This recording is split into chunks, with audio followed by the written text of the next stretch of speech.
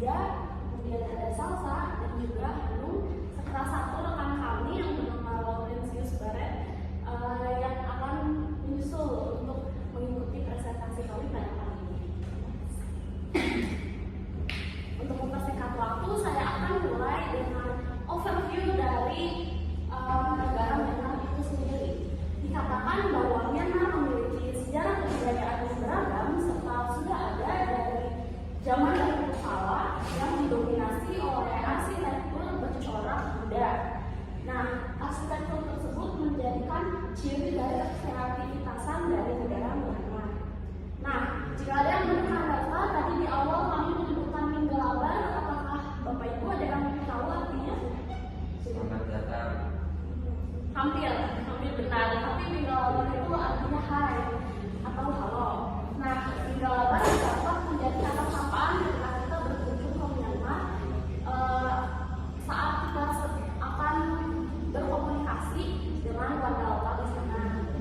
Nah, Bapak Ibu juga tidak perlu khawatir karena warga Minggalabar atau yang disebut dengan orang-orang Burma itu sendiri cukup welcome terhadap pelancong seperti kita. Nah, untuk paket tur kami akan dilaksanakan pada 25 hingga 29 April 2024. Mengapa sih kami memilih tanggal tersebut untuk kita berlibur ke sana? Karena pada bulan April merupakan musim kemarau di Myanmar dan kebanyakan destinasi-destinasi yang akan kita datangi itu berada di outdoor sehingga mempermudah kita untuk melakukan kegiatan sightseeing dan juga tidak dilihat dari gambaran sebelah sini itu adalah festival Timian atau festival tahun baru yang diadakan oleh orang-orang Burma. Nah, jadi yang menyemburkan air seperti itu di jalan tuh namanya Lucky Water. Dipercaya oleh warga setempat bahwa Lucky Water itu dapat meluluhkan segala dosa-dosa yang kita yang ada di masa lalu seperti itu. Nah, yang kedua ini adalah foto dari kota Yangon. Kota Yangon sendiri itu identik dengan bangunan-bangunan pada masa kolonial yang didominasi oleh gereja dan juga kuil-kuil. Lalu yang terakhir adalah foto dari kota Bagan. Bagan sendiri itu disebut sebagai kota 1001 kuil. Meskipun pada faktanya Bagan memiliki lebih dari 2000 kuil. Next. Nah, kemudian berikut ini adalah yang termasuk dan tidak termasuk ke dalam paket kita. Apa-apa saja sih yang termasuk ke dalam paket tur kami? Yang pertama, Bapak Ibu tidak perlu pusing untuk memikirkan tiket pesawat karena kami telah mengumpulkan tiket pesawat pulang maupun pergi. Kemudian transportasi darat juga kami sesuaikan apabila transportasi seperti bis dapat dilalui, kita akan menggunakan bis. Namun ketika tidak dapat dilalui bis, kita akan menggunakan alternatif seperti mobil bebas. Kemudian selanjutnya ada akomodasi berupa hotel, yaitu untuk twin atau triple share. Jadi jika Bapak dan Ibu sekalian akan berpergian bersama kerabat atau keluarga dan ingin berada dalam satu ruangan, dapat diinformasikan kepada tim kita. Lalu selanjutnya terdapat entrance fee dan juga makan yang sesuai dengan itinerary. Lalu ada air mineral kemasan. Kami juga menyediakan dari lokal media dan guide yang berbahasa Indonesia sekaligus sebagai translator. Kemudian kami menyediakan servis airport transfer dan juga asuransi perjalanan dari Zurich, dan kita juga menyediakan bonus yaitu berupa transportasi. Nah, untuk yang tidak kami sediakan itu berupa pengeluaran pribadi seperti laundry, minuman bersoda ataupun alkohol, water, makan dan kegiatan lain di luar itinerary, tipping guide maupun driver. Kemudian bagasi di atas 10 kg di pesawat dan bagasi kabin lebih dari 7 kg kami bebankan kepada Bapak Ibu sekalian jika memang diperlukan. Selanjutnya kami akan memastikan Bapak dan Ibu sekalian membawa list barang-barang berikut ini untuk dibawa selama tur. Nah, yang pertama adalah paspor dan identitas aktif,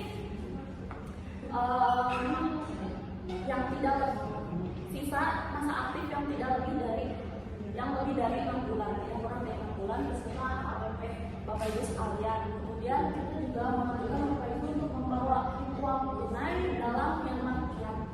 Lalu yang selanjutnya adalah obat-obatan pribadi yang diperlukan, seperti mungkin Bapak Ibu sekalian ada yang memiliki perut yang lemah, jadi diperlukan obat Imodium untuk sebagai anti diare jika berjaga-jaga, jika Bapak Ibu tidak kurang cocok dengan makanan di Myanmar.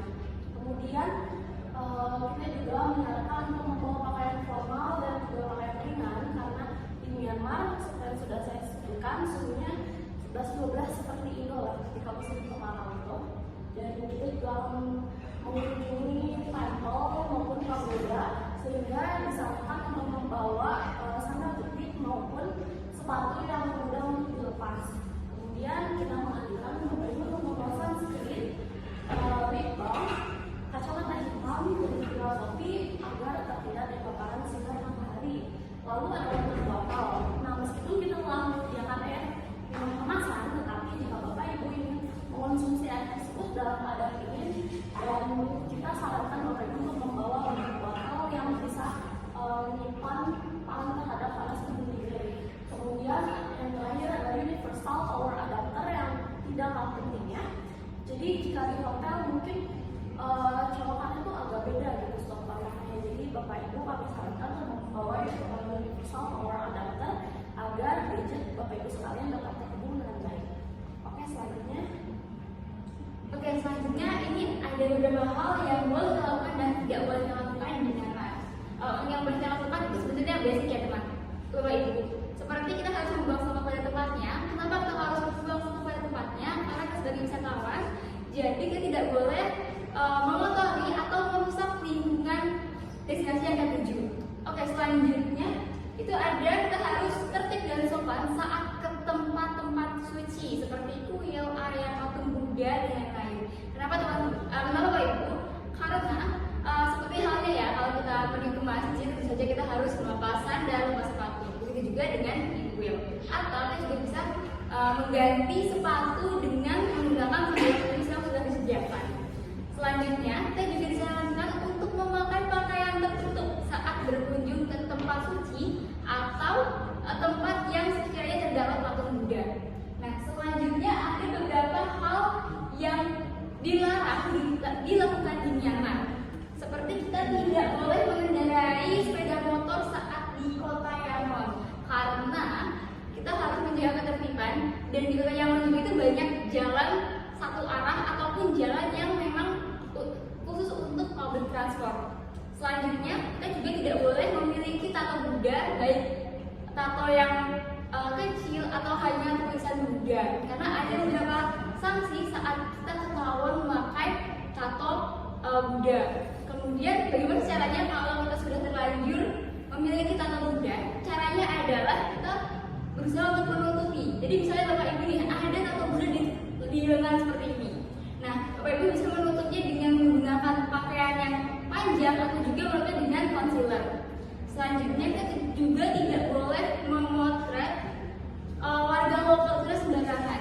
Jadi kalau misalnya Bapak Ibu mau memotret atau mau sekedar bersuah foto bersama masyarakat sekitar, pastikan juga Bapak Ibu sudah mendapati izin oleh mereka, karena menurut mereka untuk berfoto dengan orang asing itu merupakan tindakan yang cukup tidak ditoleransi. Kemudian kita juga tidak boleh menepuk atau sekedar menyenggol kepala teman atau saudara kita ketika di Myanmar. Karena kalau di Myanmar itu sendiri, di ajaran Buddha itu sendiri, kalau misalnya kita tidak sengaja untuk memegang kepala rekan kita, itu sama sekali tidak sopan, karena di Myanmar kepala itu merupakan bagian tubuh yang suci juga. Oke, lanjutnya. Nah, di sini ada beberapa cross culture ya di Myanmar yang mungkin Bapak Ibu juga bisa perhatikan untuk agar nanti perjalanan kita lebih lancar tentunya. Jadi di Myanmar ini merupakan negara yang mayoritasnya beragama Buddha. Jadi ada berbagai ajaran agama Buddha di Myanmar, dan untuk saat ini total masyarakat yang beragama Buddha bisa dihitung lebih dari 75%. Dengan berbagai ciri khasnya masing-masing sesuai daerah mereka Kemudian mungkin apa sih dampak dari mayoritasnya itu beragama Buddha? Mungkin bagi Bapak Ibu sekalian yang beragama Muslim perlu diperhatikan juga ketika beli jajanan di luar yang kami sediakan, di luar yang kita sediakan. Karena di Myanmar juga lebih mudah kita menemukan makanan dengan makanan babi daripada makanan daging sapi. Jadi Bapak Ibu boleh dilihat dulu apakah ada label halalnya dan sebagainya. Kemudian di Myanmar juga itu banyak sekali ornamen-ornamen yang berwarna emas, baik kubah pada rumah ataupun pilar-pilar rumah. Nah, mungkin kenapa sih di Myanmar ini banyak banget ornamen-ornamen yang berwarna emas? Karena pada zaman dahulu juga Myanmar disebut dengan negara emas. Tentu saja karena emas yang berlimpah dan hasil tambang yang berlimpah juga. Nah, selanjutnya nanti ada pakaian tradisional bernama longi, mungkin seperti ini kurang lebih. Jadi longi itu bawahnya seperti memakai sarung, cuma lebih press body. Dan untuk yang perempuan itu juga seperti kebaya, cuma kalau longi ini tidak ada versi lengan pendeknya. Mereka lebih suka untuk memakai lengan panjang dan roknya juga mereka biasanya rok panjang. Kemudian untuk yang pria ini juga seperti kaliannya seperti baju Betawi ya Bapak Ibu sekalian, dan juga di atas itu seperti pakai udeng tapi lebih besar gitu. Nah, selanjutnya juga Bapak Ibu diharapkan untuk membawa uang cash secara tunai dalam bentuk kyat, nyangat kyat. Jadi nanti Bapak Ibu kalau mau beli jajanan nih di luar, nanti bisa lihat ada kan K1, K2 itu sama aja kalau di Indonesia kayak 1K, 2K. Nah, mereka itu adalah K1, K2 dan seterusnya. Nah, kemudian di Myanmar juga, karena tadi sudah saya sebutkan ya Bapak Ibu, kalau di Myanmar itu sangat menghormati ajaran Buddha.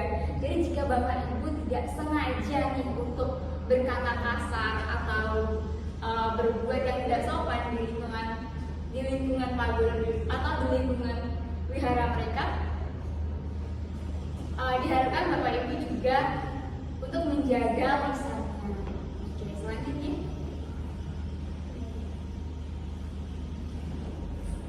Minggalaban Bapak Ibu. Ulangi namanya sekali lagi ya. Jika saya bilang Minggalaban, Bapak Ibu bisa menjawab Minggalaban. Oke, Minggalaban Bapak Ibu. Minggalaban. Oke, mungkin dari Bapak Ibu sekalian ada yang baru pertama kali untuk berwisata ke Myanmar. Dari ini adalah dari keberangkatan. Kita akan berangkat dari Soekarno-Hatta International Airport menggunakan maskapai Garuda Indonesia. Kita akan berangkat pada pukul 11:10. Jadi saya mohon untuk Bapak Ibu tiba di bandara 3 jam sebelum keberangkatan. Dan kita akan transit di Bandara Kuala Lumpur International Airport sekitar kurang lebih 3 jam 40 menit. Saat transit ini, Bapak Ibu bisa menggunakan waktunya untuk makan siang di sekitar bandara. Di bandara sendiri terdapat banyak restoran yang juga sudah halal food seperti ayam, bebek, atau juga vegetables. Oke, setelah kita transit di Kuala Lumpur International Airport, kita akan melanjutkan penerbangan ke Yangon International Airport di pukul 6 malam waktu Kuala Lumpur. Dan kita memakai maskapai AirAsia. Lalu kita akan sampai di Yangon International Airport pada pukul 19:10 dengan waktu tempuh 2 jam 40 menit. Kenapa kok jamnya jadi jam 19? Karena di atas nanti kita akan ada pergeseran waktu karena kita terbang ke arah barat. Setelah kita sampai di bandara, kita akan dijemput oleh tim Java Wisata yang sudah menunggu di sana. Kita akan menuju untuk makan malam di Golden Fare House Restaurant. Tim kami akan meng-serve from menu makanan nanti di grup kita. untuk Bapak Ibu bisa memilih menu makanan tersebut di situ. Jadi sampai sana Bapak Ibu sudah tinggal duduk saja dan menunggu makanan datang. Menu makanan di sini itu selain seafood, mungkin ada di antara Bapak Ibu yang tidak bisa memakan seafood, ada menu lainnya, yaitu adalah ayam, sayur-sayuran, dan juga bebek, seperti itu. Setelah kita selesai makan malam di Golden Breakfast Restaurant, kita akan menuju ke hotel. Hotelnya ada Jasmine Palace Yangon yang berada di tengah kota Yangon. Hotel ini memiliki hotel bintang 4 dengan berbagai ragam fasilitas yang ada. Saya sekedar mengingatkan kepada Bapak Ibu karena kita akan menginap di hotel ini hanya 1 malam. Jadi untuk barang bawaannya sebisa mungkin hanya dikeluarkan yang perlu untuk dibawa di kita trip pertama kita di Myanmar, seperti itu. Nah, sekian dari saya, bisa dilanjutkan. Selamat pagi Bapak Ibu sekalian. Selamat pagi. Baik, hari ini kita berada di hari kedua tur bersama Jaka Wisata, di mana sebelumnya kita masih berada di Jasmine Palace Yangon, Hotel di Yangon, dan sebelumnya kita akan mengunjungi destinasi dari kedua, yaitu ada di Nhau Au Market, Surgical Muda, dan People Window.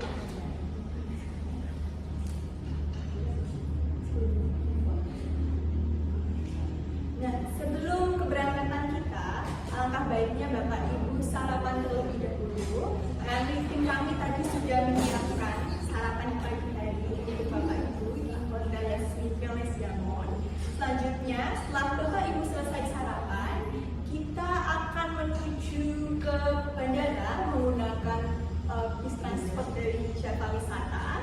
Nantinya kita akan terbang lagi menuju Bagan. Itu perkiraan waktu sekitar 1 jam 30 menit. Jadi kita di Yangon ini hanya sekedar menginap sementara saja di 1 hari. Selanjutnya di hari kedua kita akan terbang menuju Bagan di destinasi ya, di 3 destinasi yang ada di sini. Nah, sebelumnya Bapak Ibu, sekarang kita sudah tiba di Bagan, salah satu kota tua yang ada di Myanmar. Nah, destinasi wisata Bagan ini merupakan sebuah destinasi wisata yang memiliki kisah sejarah kerajaan-kerajaan pada masa lampau di Myanmar, dan tentunya tempat-tempat yang menarik itu seperti kuil-kuil, candi-candi yang tentunya sama kisahnya kayak seperti di Thailand. Jadi memang banyak sejarah mengenai umat Buddha yang ada di Myanmar.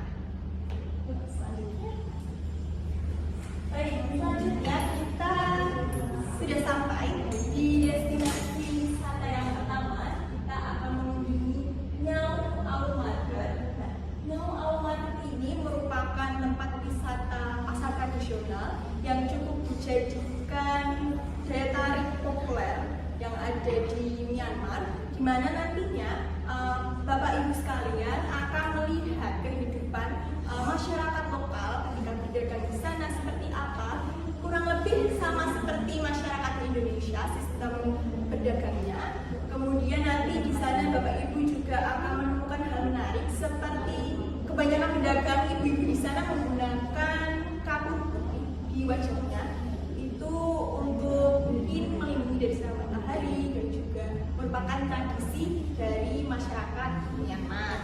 Nah, di sana juga di Nhau Au Market nantinya Bapak Ibu juga akan mengelilingi, mengeksplor mengenai apa saja yang ada di Nhau Au Market, seperti menjual sayuran, mungkin Bapak Ibu tertarik untuk membelinya, atau juga pernak-pernik khas dari Myanmar seperti patung Buddhis nantinya juga akan dijual di sana.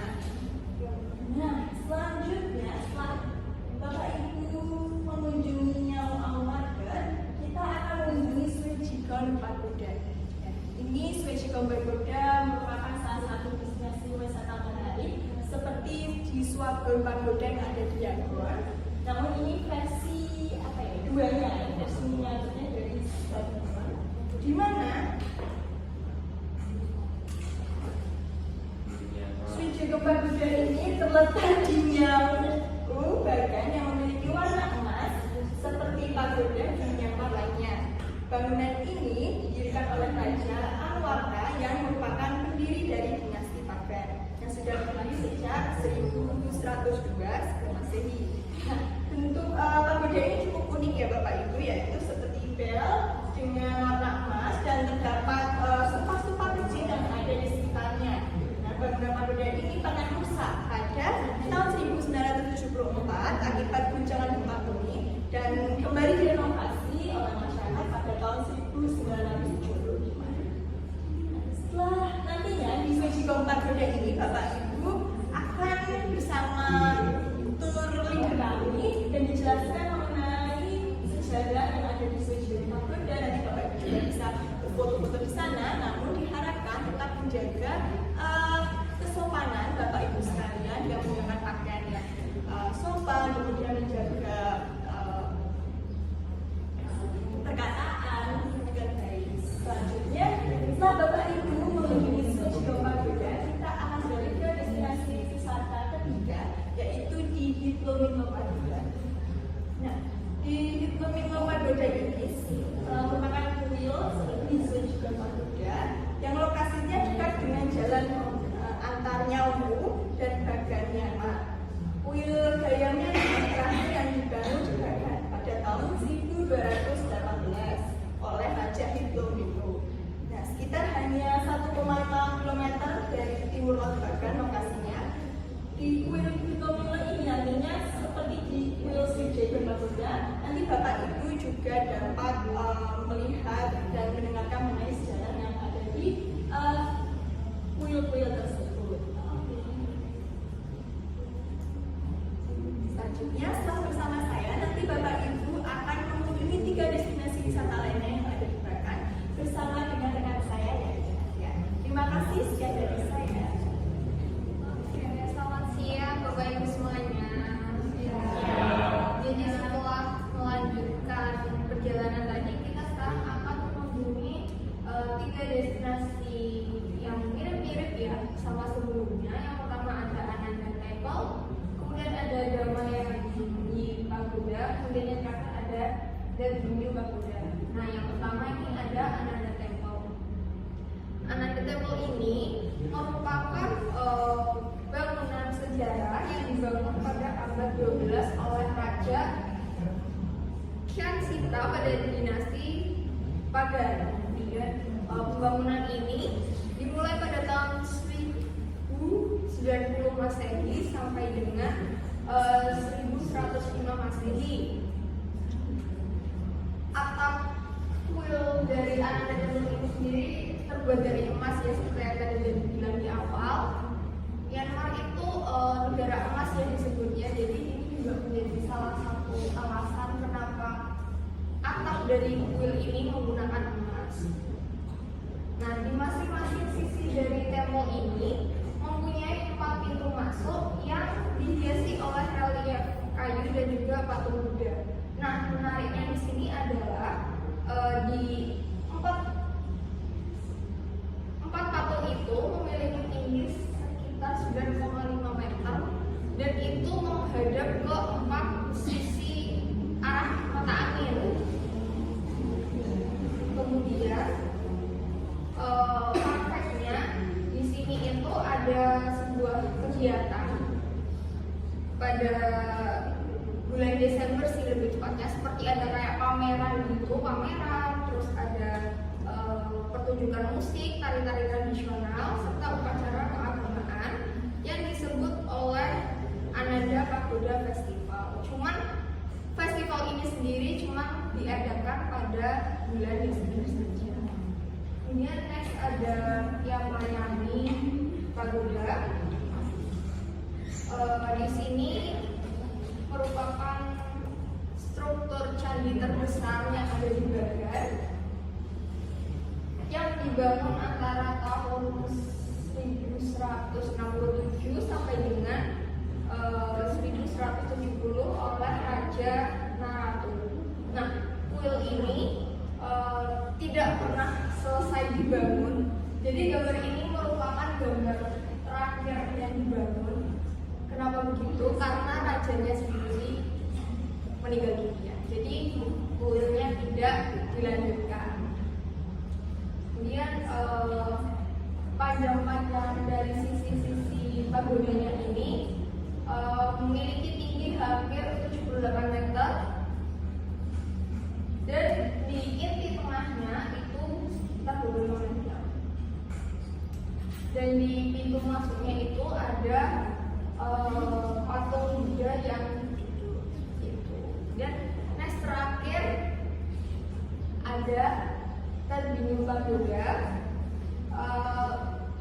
Kuil ini dibangun pada tahun 1144 Masehi oleh Raja Al-Marungs itu, dan pagoda ini merupakan pagoda tertinggi di Bagan dengan total ketinggian sekitar 60 meter.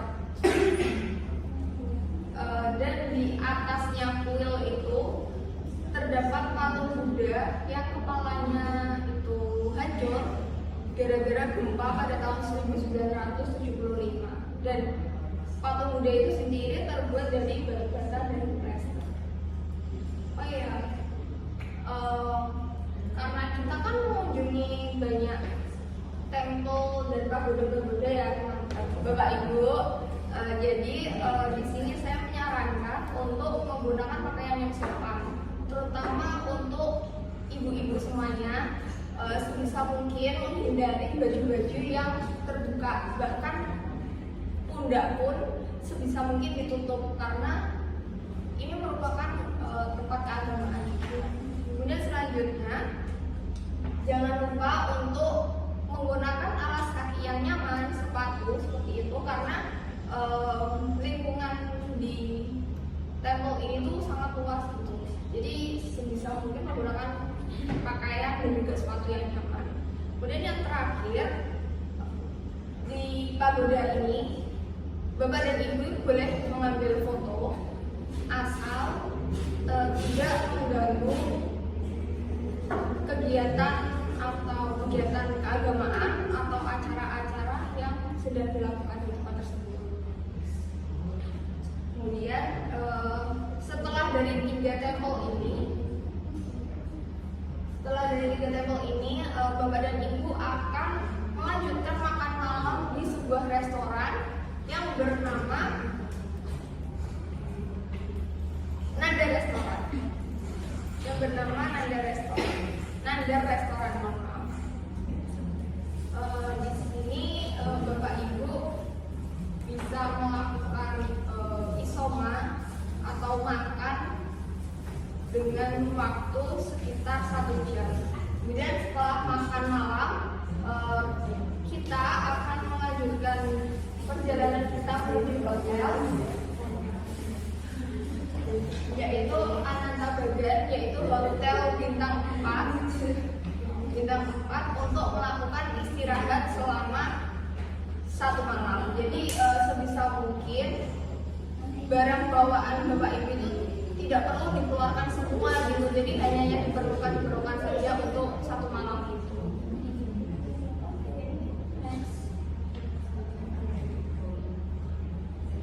Assalamualaikum warahmatullahi wabarakatuh. Selamat siang, salam sejahtera bagi kita semua.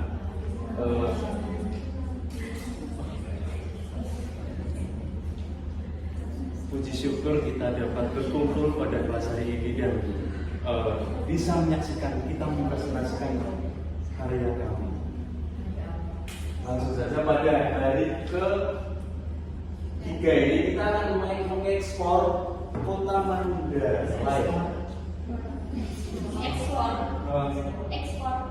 Kita akan mengekspor Kota Mandalay pada hari ke-3 ini, di mana Kota Mandalay itu termasuk kota terbesar kedua di Myanmar setelah Yangon, setelah kota singgahan Bandung tadi, yang terletak di tepi timur Sungai Irrawaddy, seperti yang di screenshot tadi. dengan jumlah penduduk 927.000 dan sekarang menjadi pusat ekonomi Myanmar atas karena kota Mandalay ini terletak di paling atas negara Myanmar. Dan sekarang juga dianggap sebagai pusat kebudayaan Burma atau Myanmar. Next. Pada destinasi pertama kita akan mengunjungi Mahamuni Pagoda. Mahamuni Pagoda adalah sebuah kuil Buddha dan tempat untuk berziarah para kaum Buddha tentunya. Dan ini tampak luar dan di dalamnya itu terdapat patung yang dilapisi emas dengan tinggi 3,5 meter dan lebar kurang lebih 3 meter. Dan sengaja saya tidak menampakkan foto tampak dalamnya karena saya ingin bapak-bapak dan ibu-ibu semuanya yang ada di sini untuk masuk karena pasti penasaran belum tahu seperti apa tampak dalamnya dan seperti apa patung itu tersebut.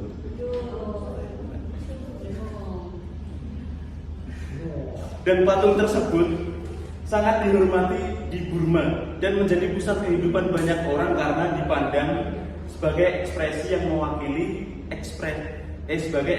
mewakili kehidupan Buddha di Myanmar.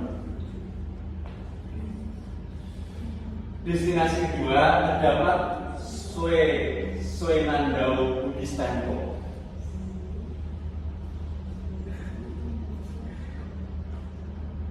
Biara ini terkenal dengan ukiran mitos Buddha dari kayu jati. Dan ini merupakan bangunan asli dan masih terjaga sampai saat ini karena dari kayu pilihan dan diukir sedemikian rupa sehingga menimbulkan kesan dan pesan karena kita mengunjungi tempat yang satu ini.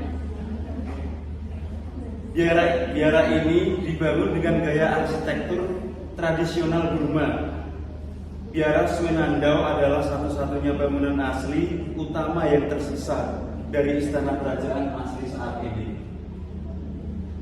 Dan yang ketiga terdapat terdapat Palace Mandala Palace.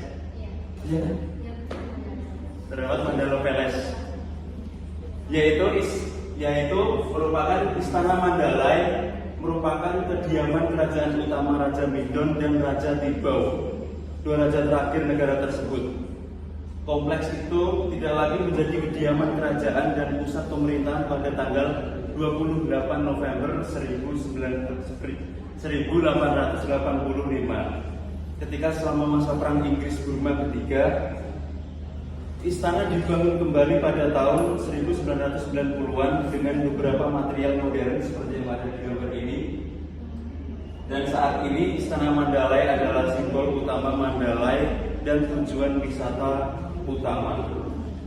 Dan sama seperti yang sebelumnya, saya sengaja mencantumkan gambar dari tampak luar karena biar surprise ketika bapak-bapak dan ibu-ibu memasuki ketiga destinasi tersebut. Kemudian untuk makan siangnya saya memilih makan di salah satu restoran lokal dekat dengan Mandalay Palace, dan saya merekomendasikan salah satu menu makanan favorit saya ketika saya berkunjung di Myanmar, yaitu mohinga. Mohinga itu terdapat dalam satu piring, satu porsi itu ada mie, ada telur, ada kayak semacam kaldu ikan dan juga ada sayur-sayuran. Kalau di sini mungkin mirip ketoprak, cuman beda kuah. Kemudian di destinasi selanjutnya kita akan berganti shift karena akan dilanjutkan dengan Mbak Nislina. Terima kasih. Oke, baik. Wassalamualaikum warahmatullahi wabarakatuh. Oke, baik. Terima kasih Barat atas waktu dan kesempatannya. Selamat siang Bapak dan Ibu. Jadi diharapkan setelah Bapak dan Ibu nanti makan siang di Minglabar Resto, Bapak dan Ibu sudah cukup kenyang. Kemudian kita akan segera melanjutkan perjalanan kita menuju destinasi selanjutnya, yaitu ada Atmashi Monastery atau bisa disebut sebagai Atmashi Kyamdaki. Nah, mengenai estimasi waktunya menuju destinasi tersebut yaitu kurang lebih 10 menit. Sebelum kita nantinya berangkat ke sana, saya menghimbau bagi Bapak dan Ibu untuk mengecek kembali mengenai barang bawaannya, seperti ada dompet, handphone, dan lain sebagainya. Apabila nanti ada yang hilang, mungkin bisa dilaporkan ke saya, dan juga diharapkan bagi Bapak dan Ibu yang sedang dalam kondisi kurang baik, contohnya nanti mungkin ada yang sakit ataupun merasa capek, mungkin ada cedera, juga dapat melaporkan kepada saya. Dan diharapkan sebelum nantinya berangkat menuju destinasi selanjutnya, apabila Bapak dan Ibu yang ada yang ingin ke kamar mandi, saya persilakan terlebih dahulu. Kami tunggu selama kurang lebih nanti 10 menit, setelah itu kita akan segera berangkat. Baik Bapak dan Ibu, kita akan segera berangkat ke Atmashi Monastery dalam estimasi waktunya kurang lebih 10 menit. Diharapkan nantinya Bapak dan Ibu memperhatikan langkahnya agar tidak terjatuh dan juga sampai di destinasi dalam keadaan sehat walafiat. Oke, Bapak dan Ibu, kita sudah sampai mengenai destinasi yang pertama, yaitu ada Atmashi Monastery atau bisa disebut sebagai Atmashi Kyamdaki. Jadi Atmashi ini, kata Atmashi ini sebenarnya dapat diartikan sebagai biara yang tak tertandingi atau Unrivaled Monastery. Letaknya itu ada di kota terbesar kedua di Myanmar. Kemudian bangunan ini dibangun pada tahun 1857 oleh Raja Mindon setelah terdapat pemindahan pemerintahan ke Mandalay. Kemudian Bapak dan Ibu akan disajikan, akan ditawarkan mengenai daya tarik Atmashi Monastery, yaitu dilihat dari bangunannya terlebih dahulu. Jadi mengenai arsitektur yang ini merupakan arsitektur yang khas dari Burma, yang fun fact-nya pada bagian utamanya, bangunan utamanya itu dibuat menggunakan kayu jati, kemudian diplaster atau dibalut dengan balutan yang di luarnya, dan makanya bentuknya sangat seperti ini. Kemudian selanjutnya mengenai atapnya sendiri, atapnya ini terbilang cukup menarik dan juga cukup unik ya Bapak dan Ibu, karena atapnya ini memadukan ornamen yang berunsur Buddha. Kemudian juga terdapat ukiran-ukiran yang unik pada bangunan tersebut. Lalu terdapat insiden yang cukup mengagetkan juga, bahwasannya bangunan ini itu pernah terbakar pada tahun 1890. Namun alhamdulillahnya dapat direkonstruksi kembali, dapat diperbaiki kembali pada tahun 1996. Dan kabar buruknya adalah pada saat terbakar tersebut, koleksi-koleksi yang berada di dalam Atmashi Monastery ini semuanya ikut terbakar, sehingga pemerintah sendiri cukup mengeluarkan effort yang lebih untuk membangun kembali agar Atmashi Monastery ini berdiri seperti semula. Kemudian mengenai kegiatan apa sih yang akan dilakukan Bapak dan Ibu ketika berwisata di Atmashi Monastery ini?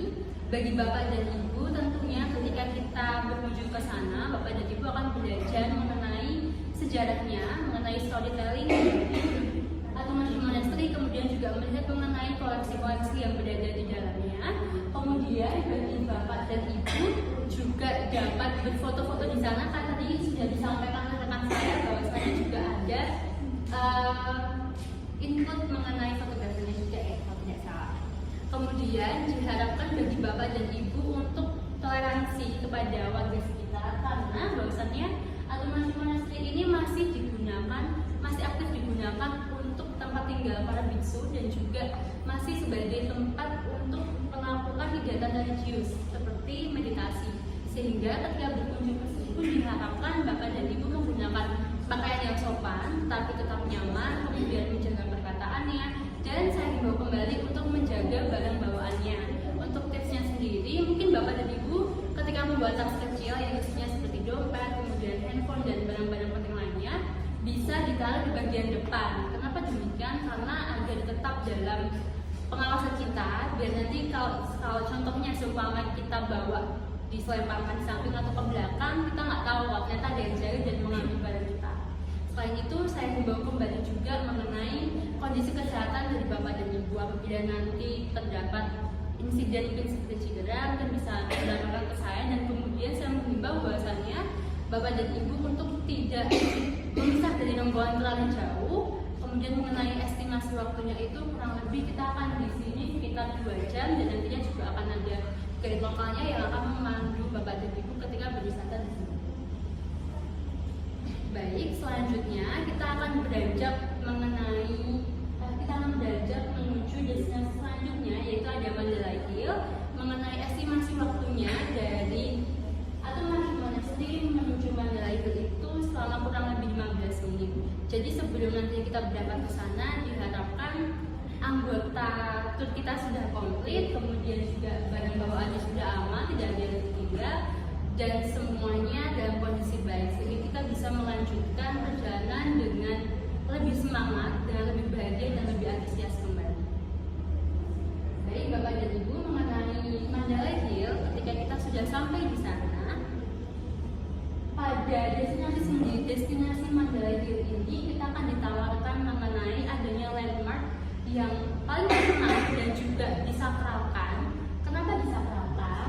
Kenapa menjadi landmark yang sepertinya cukup diagungkan oleh para warga yang ada di sana? Karena dulu ketika Buddha Gautama ini berkunjung ke Mandalay Hill pada waktu dulu banget, sebelum sekarang keadaannya menjadi lebih baik, Mandalay Hill ini diramakan bahwasannya akan menjadi pusat pengembangan Buddha yang lebih besar di Myanmar sendiri dan juga bisa ke seluruh dunia itu.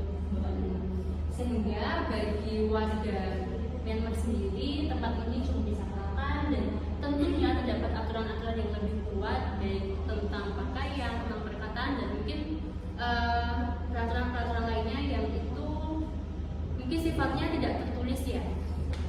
Kemudian bagi Bapak dan Ibu, selain terdapat landmark utama, Bapak dan Ibu juga akan disuguhkan dengan beberapa bangunan-bangunan tambahan di sekitarnya. Ada seperti stupa, kemudian juga ada kuil, ada pagoda.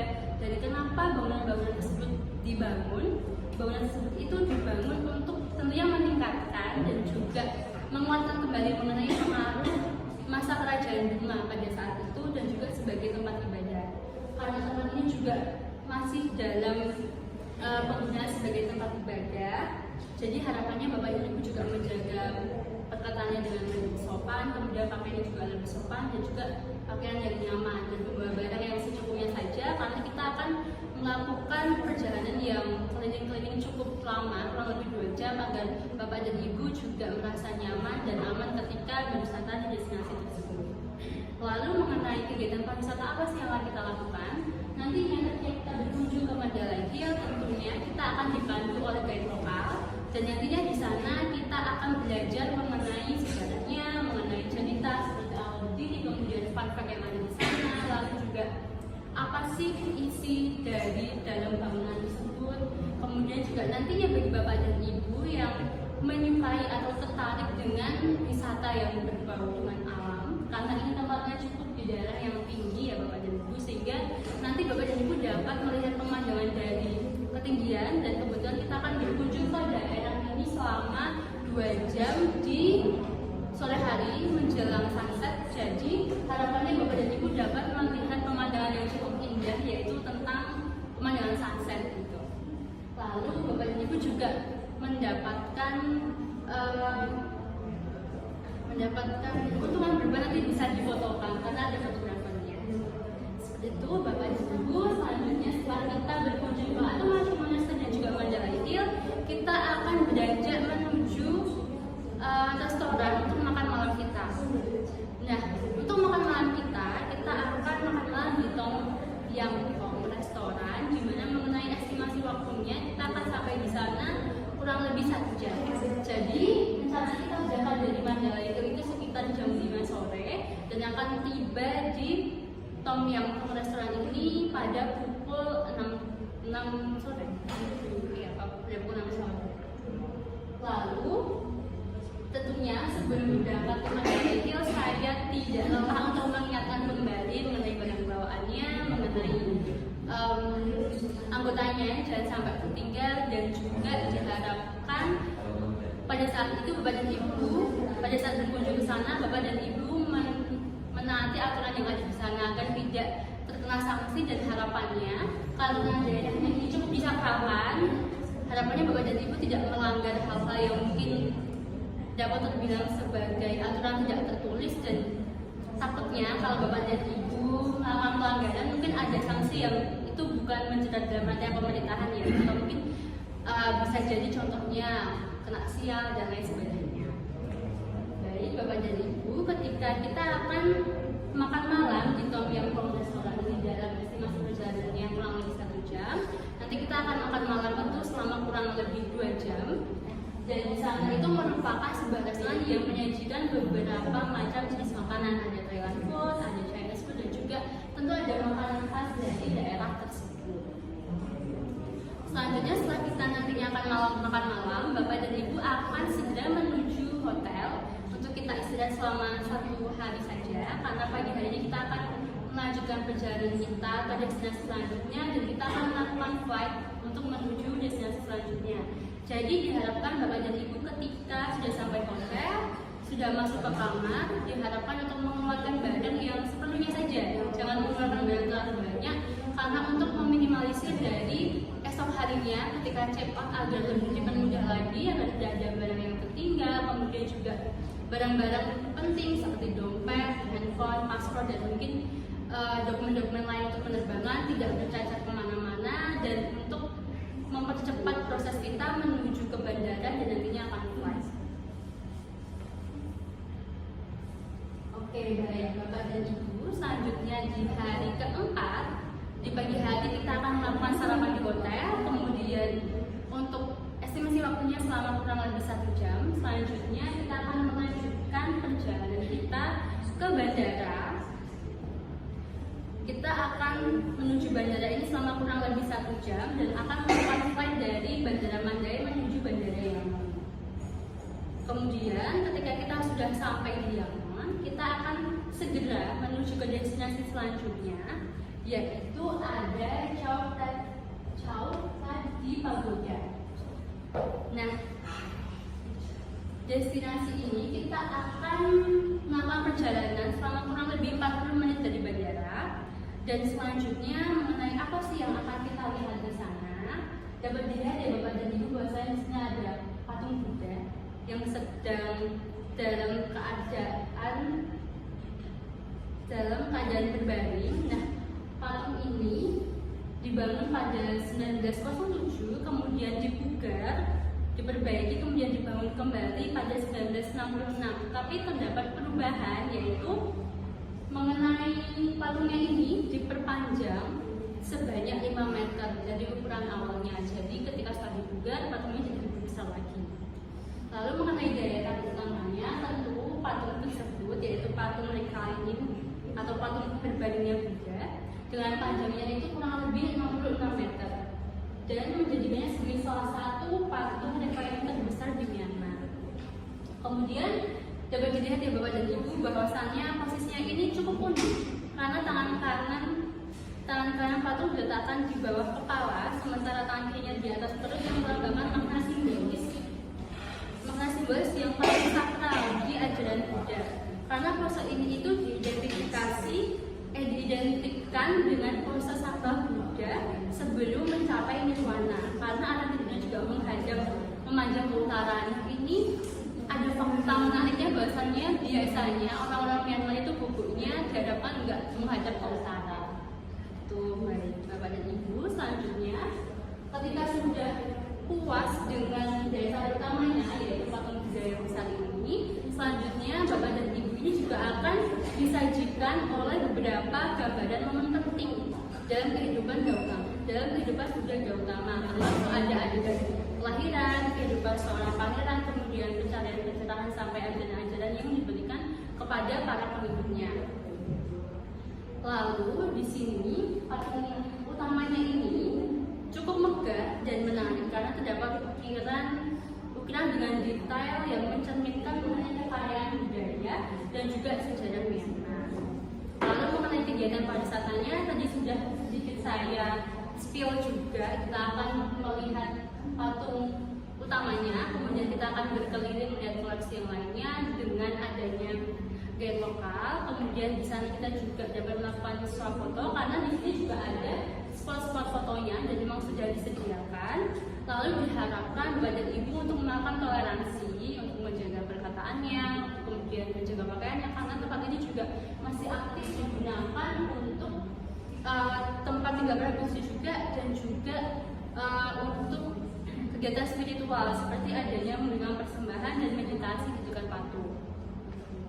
Baik, setelah itu karena waktu sudah siang hari, kita akan segera melanjutkan perjalanan kita untuk makan siang. Namun di destinasi yang pertama ini Bapak dan Ibu memiliki waktu kurang lebih selama 1,5 jam dan dilanjutkan untuk menuju makan siang kita, yaitu ada di Thai Coast Restoran, di mana estimasi waktunya menuju restoran tersebut adalah kurang lebih 10 menit. Selanjutnya untuk estimasi makannya sendiri kita akan makan selama kurang lebih 1,5 jam dan dilanjutkan menuju destinasi selanjutnya, yaitu ada Sule Pagoda dengan jarak estimasi tempuhnya sekitar 15 menit. Lalu ketika sudah sampai di Sule Pagoda ini cukup unik ya Bapak dan Ibu karena usianya itu tidak terbilang muda, yaitu sudah sekitar 2.500 tahun sehingga sangat bersejarah bagi negara tersebut. Kemudian lokasinya berada di tengah kota, di mana di samping-sampingnya itu merupakan jalan utama, sehingga diharapkan dari Bapak dan Ibu ketika berkunjung ke sana untuk memperhatikan langkahnya, kemudian untuk lebih hati-hati kembali karena takutnya nanti tertabrak oleh kendaraan yang lewat.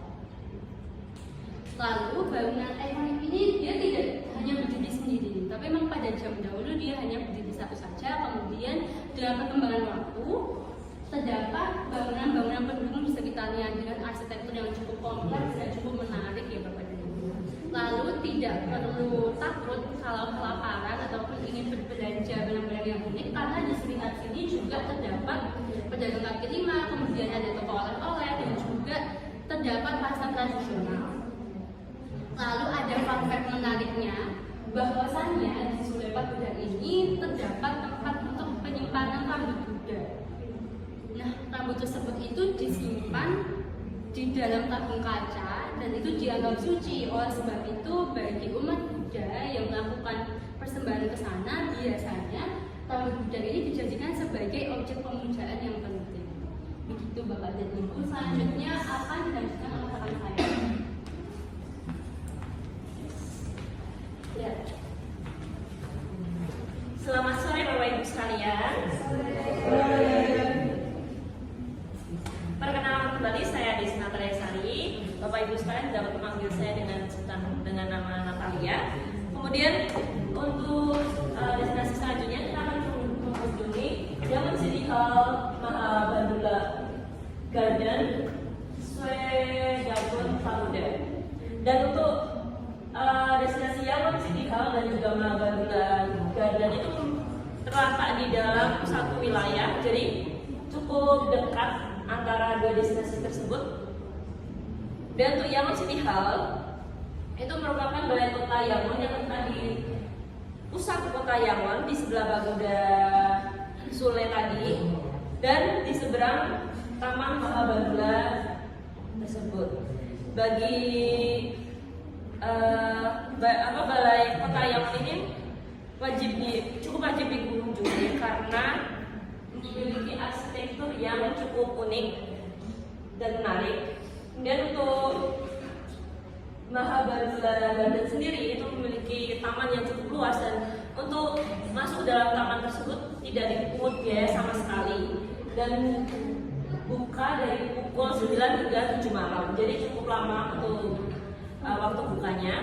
Kemudian di sekitar daerah Mahabandula Garden tersebut terdapat beberapa stand-stand atau street food makanan yang apabila Anda sekalian atau Bapak Ibu sekalian merasa lapar atau ingin ngemil-ngemil jajanan ringan, makanan ringan, dapat membeli makanan di sekitar Bangladesh. Nah, setelah kita kedua destinasi tersebut, kita akan mengunjungi Swedagon Pagoda. Swedagon Pagoda ini sendiri dianggap sebagai tempat yang paling suci di Myanmar, sebab Swedagon Pagoda ini menjadi tempat ibadah bagi agama Buddha dan juga menjadi salah satu tempat wisata yang paling populer di daerah Yangon sendiri. Dan untuk memasuki Swedagon Pagoda ini, Bapak Ibu sekalian disarankan untuk menggunakan pakaian sopan dan tertutup.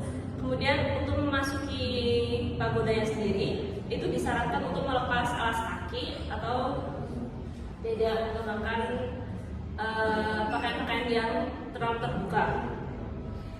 Dan berikutnya akan saya sampaikan beberapa fakta unik mengenai Swedagon Pagoda. Swedagon Pagoda ini terletak di sekitar kawasan Bukit Singutara. Kemudian pagoda ini memiliki nama resmi yaitu Pagoda Sedidao yang berarti pagoda emas. Karena dapat dilihat sendiri dari pagoda ini hampir seluruh bagiannya itu memiliki warna yang emas. Dan di depan dari pagoda tersebut terdapat tempat ibadah juga, dan di sampingnya itu terdapat singa dengan campuran dari singa dengan bentuk naga. Kemudian pagoda ini memiliki tingginya sekitar 99 meter, sehingga dia dijadikan sebagai pagoda yang terbesar di dunia. Kemudian pagoda ini dibangun antara abad ke-6 dan ke-10, sehingga bisa dikatakan sebagai pagoda tertua di dunia. Selanjutnya, di kompleks pagoda ini terdapat beberapa patung Buddha, relik, dan juga artefak yang berusia lebih dari 2.500 tahun. Kemudian pagoda ini juga dihiasi dengan emas, berlian, rubi, hingga safir. Sehingga kita keheranan bahwa pagoda ini dijuluki sebagai pagoda yang termewah di dunia. Selanjutnya untuk pagoda ini dulunya tidak berlapis emas. Namun setelah roboh, setelah rusak, pagoda ini dibangun kembali dan diberi lapisan emas di bagian stupanya. Dan terdapat dua bagian stupa yang terbuat dari emas. Stupa bagian bawah terbuat dari 8.688 batang emas. Kemudian dan stupa bagian atas sendiri itu terbuat dari 13.153 batang emas.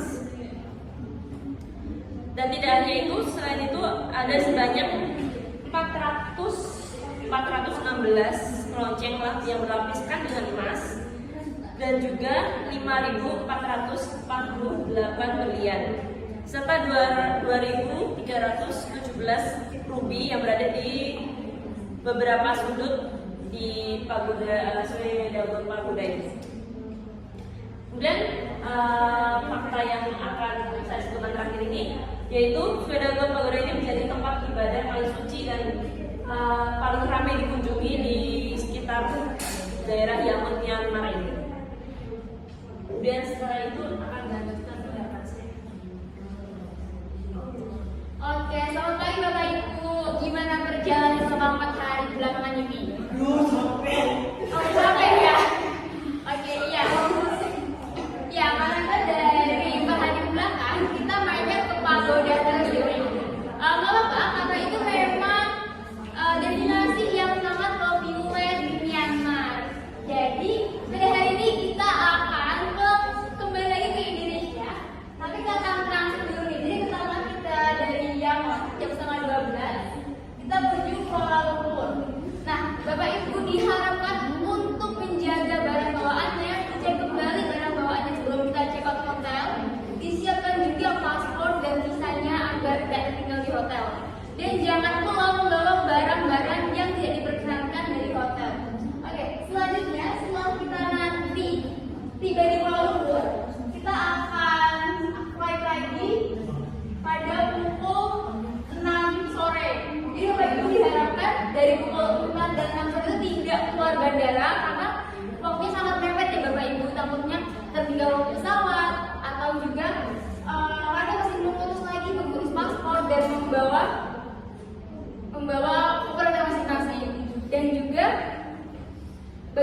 disediakan adalah 10 kilo dan kabin 7 kilo Bapak Ibu. Jadi nanti sebelum kita ke bandara kita bisa mengunjungi tempat olahraga dulu, tapi jangan terlalu banyak juga Bapak Ibu belinya karena bagasi yang tersediakan terbatas. Oke, selanjutnya ketika transit juga diharapkan untuk tetap mengikuti rombongan Bapak Ibu. Jadi jangan gencar karena di Kuala Lumpur hanya sebentar dan kita tidak ada makan malam dan langsung flight ke Jakarta. Oke, baik, seperti itu saja. Dan sebelum saya menutup perjumpaan kita pada kali ini, juga saya pamit dulu ya Bapak Ibu. Ya, pergi ke pasar beli ikan yang tawar. Di pasar ketemunya Kak Sonya. Oh, ke Myanmar jangan tar-tar. Pergi bersama Jawa Wisata Tour Sulawesinya. Mau dan terima kasih berjalan bersama kami.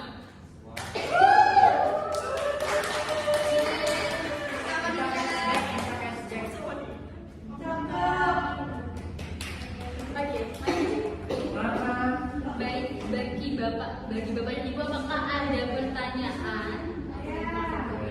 Oke, boleh silakan Bu Rona dulu. Tadi kan sempat ngasih tahu kalau misalnya itu makanannya banyak ya, mengandung kelebihan dan sulit menemukan dan dicari di sana. Nah, kalau misalkan di Jepang itu kan ada aplikasi untuk ngecek ini yang tracking itu halal atau enggak. Nah, kalau di Myanmar itu gimana caranya kita bisa tahu itu tuh makanannya halal atau enggak? Maksudnya kan ada ya selain satu ya.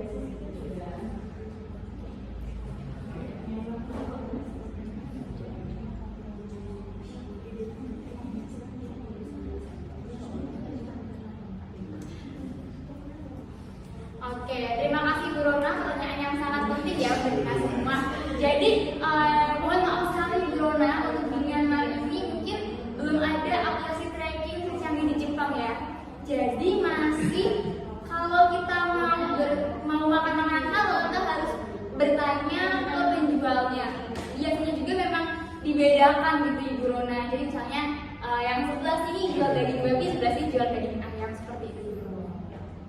Oke, baik, selanjutnya Mas Andi, baik Bapak Andi. Saya mencoba dari Mas Mbak.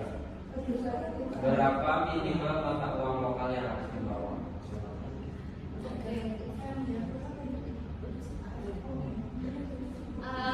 Menegaskan dan juga menjelaskan kembali mengenai pertanyaan itu kemarin dan Pak Pitaya, bahwasanya kalau mengenai berapa banyaknya itu tidak bisa dipatok karena kebutuhan tiap orang kan berbeda ya. Jadi takutnya kalau kita menyamaratakan itu juga kurang baik. Tapi kadang kalau kita memakai batasan minimal, takutnya juga nanti gak habis. Kenapa kayak gitu? Karena kemarin juga disampaikan bahwasannya lebih baiknya itu bawanya secukupnya aja, jangan terlalu banyak. Jadi disesuaikan dengan kebutuhan. Kalau memang di sana berencana untuk belanja yang banyak, nah berarti bawa uangnya lebih banyak. Tapi kalau di sana ya sudah mengikuti rangkaian kegiatan dari kami saja, tidak membeli sesuatu tambahan, itu nanti berarti dicukupkan untuk ya tidak terlalu banyak. Menambahkan ya bukan mungkin dari sebelumnya bahwa di Myanmar ini sebenarnya dari seperti Thailand dan pemerintah mewajibkan pelaku asing untuk membawa uang sejumlah minimal 6,5 juta rupiah. Ya, silakan Pak Hidra. Aku mau nanya yang di kampung beberapa bulan itu ya, tentang ibadah tempat suci itu. Nah, kan kita dianjurkan apa ya, memakai pakaian yang tertutup ya, tidak terbuka gitu. Tapi punya panas itu kan panas ya, panas, hot gitu kan, membara gitu kan. Kalau memakai pakaian yang tipis kayak agak terawang gitu, bahan itu banyak sih. So kayak jadi bahan kita tuh yang agak terawang gitu, jadi kalau ada dalam itu kan kelihatan full dan bisa kalau ada wisatawan gitu misal dia nggak dikasih tahu gitu sama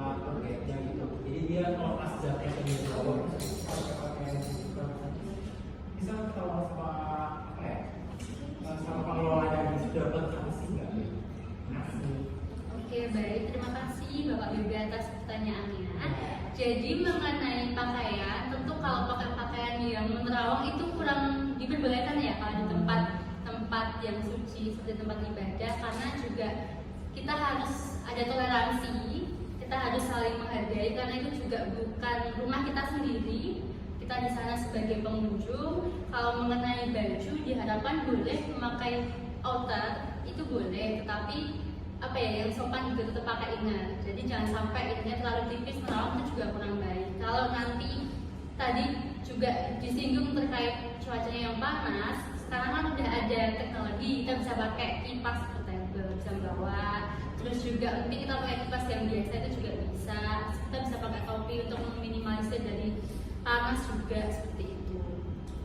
Izin menambahkan untuk Bapak Indra. Jadi kebetulan korban ini tanggal 25 hingga 29 April, dan kebetulan kamu memilih jadwal di mana cuaca itu tidak terlalu panas. Dan jadinya Bapak Indra tidak perlu khawatir kalau nanti akan kepanasan atau enggak, karena masih begitu coba. Karena kami sudah mengantisipasi dengan mengambil jadwal itu di tanggal yang tidak memiliki cuaca yang panas yang memungkinkan. Akan menjalani. Sanksinya gimana? Apa? Sanksi soal apa?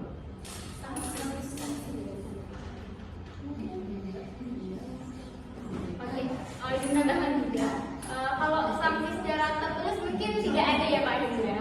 Mungkin lebih ke itu ke masyarakat aja di Myanmar. Jadi masyarakat Myanmar itu sendiri pun untuk berkunjung ke pagoda itu mereka sama saja seperti kita ke masjid gitu. Jadi mereka pasti akan menutup pakaiannya seperti tidak memakai lengan pendek, pakainya 3 lempat, lengan panjang. Karena di pakaian adatnya itu sendiri pun yang pakai dari longi itu tidak ada pakaian pendek Pak Hendra.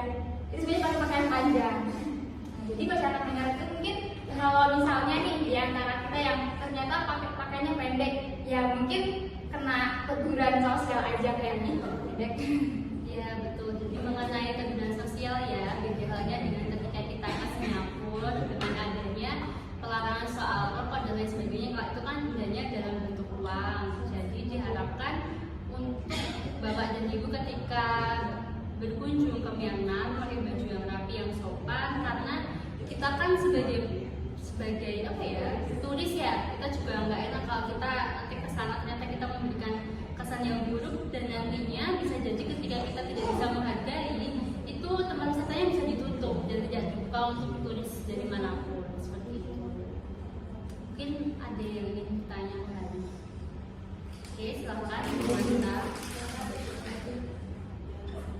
Jadi begini Bapak Ibu, saya mau bertanya, kan Myanmar ini termasuk salah satu negara yang sangat menarik dari gaya budayanya. Nah, kalau di Korea ataupun di Indonesia kan kita kayak bisa kan, kayak jalan-jalan sambil kayak nyewa baju adat Korea, hanbok, atau pakai di Indonesia kan banyak tuh kan soal baju adat. Nah, kira-kira kalau di Myanmar bisa nggak dan diperbolehkan nggak sih Kak? Kalau apa sih namanya Pak? Sewa menyewa baju kayak baju mereka gitu, karena kan lumayan bagus juga gitu.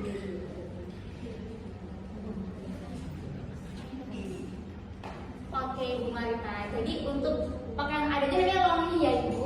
Jadi itu boleh kok untuk menyewa longi, tapi tidak di semua pagoda itu menyediakan pakaian adat longi. Di sini juga di hotel-hotel itu juga hotel berbintang 4 ya. Di sini mereka juga menyediakan kalau kita mau foto-foto nih pakai longi itu disewakan juga. Tapi memang tidak di semua tempat. Apa saja Bu Marita?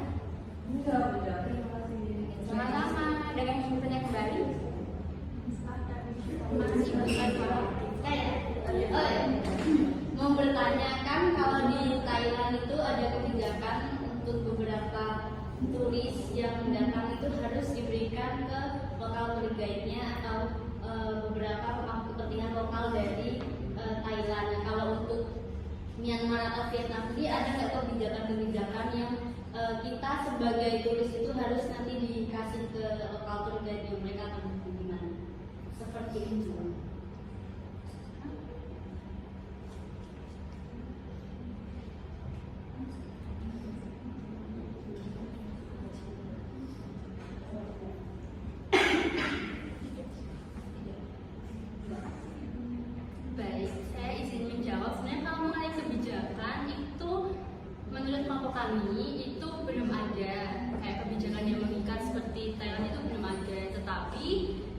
tidak dapat dipungkiri bahwasannya kita sebagai tour leader pun tidak begitu memiliki pemahaman yang secara detail ya mengenai destinasi-destinasi tersebut, sehingga dari kami sendiri lebih memilih untuk menyerahkan wisatawan kami kepada guide lokal. Kenapa demikian? Karena yang pertama agar tidak ada kesalahan informasi, kemudian juga untuk memberikan pengalaman yang lebih kepada wisatawan agar merasa lebih puas juga ketika berkunjung ke sana, karena sebagai wisatawan yang harapannya ketika dapat berkunjung ke destinasi yang itu baru dan juga jauh ke luar negeri, tentunya mereka nggak cuma pengen untuk dapat fotonya aja, tapi juga pengen dapat mengenai ceritanya biar ketika pulang juga bisa cerita.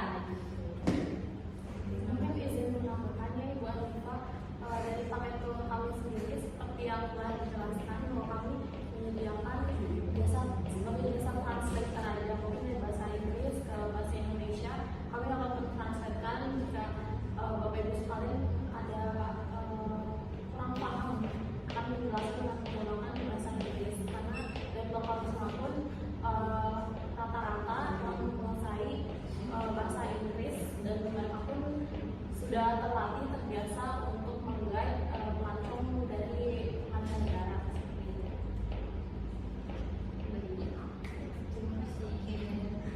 Mungkin ada yang ingin bertanya kembali? Oke, sudah dicukupkan Bapak dan Ibu. Oke, baik. Oke, terima kasih Bapak Ibu atas antusiasnya mengikuti tur kita pada kali ini.